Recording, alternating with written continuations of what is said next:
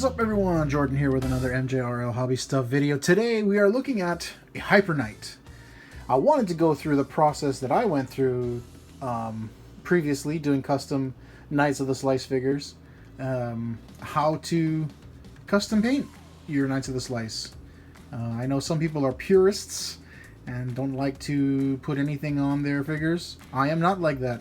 I think all of the details that are in these characters are lost severely by the single coat or clear color plastics that they use. I like the detail, so I'm gonna put a paint job on him that brings that details out. So let's go through the steps. First and foremost, you need to wash your figures. There's a chance, I don't know if this is the case, but there's a chance that it's dirty. But more likely, if you feel your Knights of the Slice, they're kind of waxy and kind of oily, I guess. So there's a chance that there's a coating on them that is going to prevent your paint from sticking. So disassemble your piece completely. Throw it in some warm water with some good old grease cutting dish soap. So let's do that now.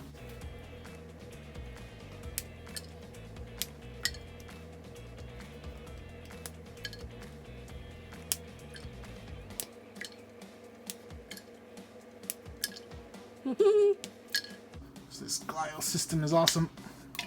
Gives you so many options. Now I think this chest plate comes off. Yeah, it looks like. Let's see if I can get it off without hurting myself. Oh, yep. There we go. Awesome. Look at all that detail in there. Wow, that's crazy. Nobody would have guessed that that's in there. That's cool. Extra heads and feet. And give it a good mixing. Rub them down. Try to get all of that potential. What it is that sometimes, I don't know, they claim that they don't do it anymore. I don't know. But basically there's a releasing agent. It's like an oil they put inside the molds of toys to help the toy come out of the mold. But some people claim they don't do it anymore. I don't know. I'm not taking my chances that my paint won't stick. Alright, so after it's kind of well washed, you're going to rinse them, dump the water, rinse them, and then dry on paper towel and set overnight. Alright, so we're back. My parts have been out overnight, been letting them dry. The nice thing about Knights of the Slice and the Glios is this, the pegs, right? Is that for the most part, you can use your Gator Clips. So modelers, we use these Gator Clips. It's pretty much just a skewer with these with these Gator Clips on it, right? You can see I used some green lacquer recently. And you put your Glios peg right there in the teeth of the Gator Clip.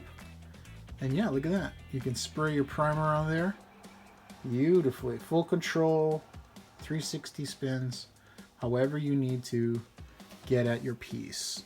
For something like the heads, that's only a female, you know, it's just a hole. There's a couple of ways you can do it. You can pinch the very edge. That works fine, and it's probably what I'm going to do. Other hardcore people, they'll get some poster tack and they'll stuff it into the neck hole, and then they'll just stick the poster tack straight onto the Gator Clip as their way of having that. I may do that. I gotta get some more poster tack though. Okay? Then, the next thing you do is you're gonna hit it with this guy, Mr. Finishing Surfacer 1500 Gray. This is the primer that I use for my Gundam models when I'm doing the customizations. Rattle can. As far as Hawaii goes, it's fairly easy to find. You know, you can technically use any kind of plastic primer, but this one, in my opinion, is intended for shooting on plastics and models and stuff like that. So there's nothing in it that will melt or damage your plastic. So it's a good starting point. Okay, I'm going to spray this on, and when we're done, we'll come back. Base coat. It's been in warm water for a couple of minutes. Give it a shake. Here we go. Here's the technique. You start off, pass through, and down.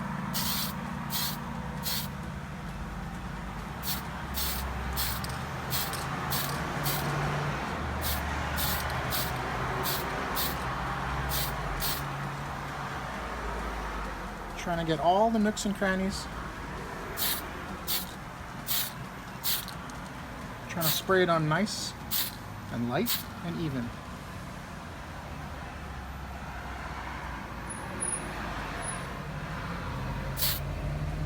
Right about there is good. Grab the next piece.